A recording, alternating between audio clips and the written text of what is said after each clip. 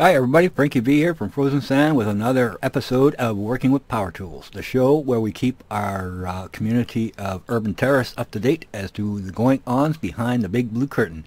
And in today's show, I'm going to be doing a look-see of the recently RC release of 4.7 of the Unreal 4 engine.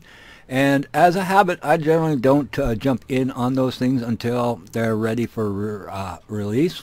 I've been somewhat tested, as the warning is, of course, any RC, you roll the dice and take your chances, which is neither a good thing or a bad thing because it's a choice as to first adoption. Do you want to see, check out as to new features that are coming online? And generally, I don't really download any RC clients until they're ready for prime time. But sometimes they do come out with an interesting new feature that's been added, and I kind of like to want to check it out. And what caught my attention this time around was the improvements as far as foliage goes, as to rendering rates and speeds. Once you start putting, say, a fair amount of instant copies of various different elements of the foliage nature. In this case, this map here is probably, you've seen it more than a few times as a part of the work in progress as to this given particular environment, which is called Mykonos. It doesn't look like Mykonos, I know. It's not referenced off of that particular Greek city or town, but rather more of an artistic rendition. Now, one of the things I found with any kind of environment is monochromatic coloring tends to give you tunnel vision when you're running around. So if you don't have any color to kind of offset things, everything kind of looks the same after a while as you run around. And one of the side effects, of course, is video game sickness, where the video game actually makes you ill, similar in the way as to motion sickness kind of thing. And of course, the lacking of any kind of detailing in the form of coloring and offsetting and what have you. It tends to be a cause as to being able to kind of, focus on what's in front of you. So, as I mentioned, one of the improvements in 4.7 is improvements in performance as to foliage. We have been spending some of our development dollars on buying assets. In this case, we've been running a little bit nuts, running around buying speed trees, which make, from a development standpoint, makes a lot more sense for us to buy these kind of things than it is to actually spend $19 a month on a subscription to make them ourselves, considering the amount of time it would take to build this kind of stuff. So with a credit card, we took care of a good bulk of our foliage requirements. Still would like to see a lot more, like plants and flowers and what have you. But from a complete game-ready asset, a $25 tree is cheaper than it would be to spend the $19 and the amount of time and effort it is to make this stuff. So we more or less bought every package that they have, and we're going to figure out how we can make that available to our mapping team in, let's say, a controllable manner.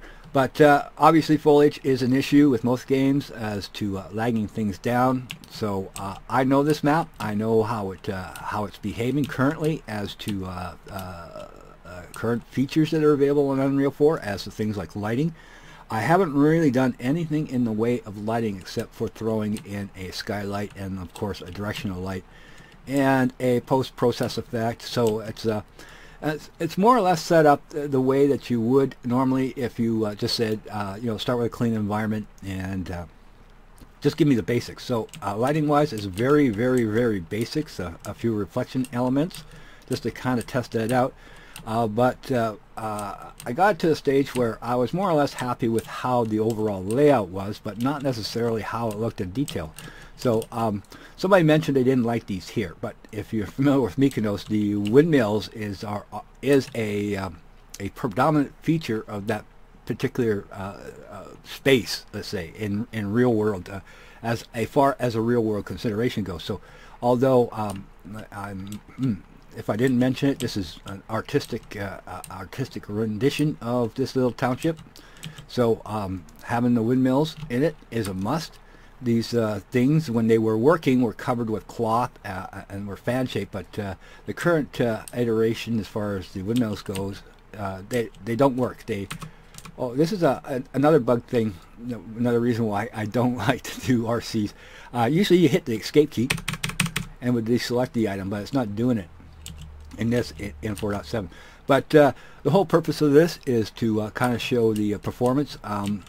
I know that this environment had grew to the point where I was getting just under, let's say, anywhere from some really weird frame rates. They would go down to about 60, but usually float in at around 80, and then I would peak it at about 100. But let's take a look at what we got going here. We'll hit play. Whoops. Come on, drop down, drop down. Okay, let's try that again. We got snagged up on something. Okay, we'll hit play, and we're in and running around. This is the character, the basic Mr. Blue Man that comes with the standard setup for third-person player. We're not ready to kind of put in our player models just yet. So the ones that they supply are significant. So just kind of generally running around. You can see that the trees are moving. The bushes are moving with a wind force, not too much, just enough to kind of give it a feeling to it. But what really matters, though, is the frame rates. Now, I don't always count on this to being a true and accurate number, but a benchmark. So if we just run around, you can see I'm consistently getting over 100, sometimes as high as 120. So compared to previous versions, there's certainly been a mass improvement, say over the 4.6 version, which is where I started putting all these trees into to begin with. So as far as impact goes, there is truth in the matter that obviously the Foliage has had a performance enhancement to it, and I'm quite happy to see that number again, consistently over 100, which is no longer flopping around like it used to. I would be down here. Let's see, going down here. If I was down in this area, I would go and turn. I'd be right now sub 50 right now. But as you can see, it's pretty rock solid. So I'm certainly impressed, and impressed enough to just to kind of throw out a quick video on how happy I am that my speed trees are just not causing any significant amount of performance loss.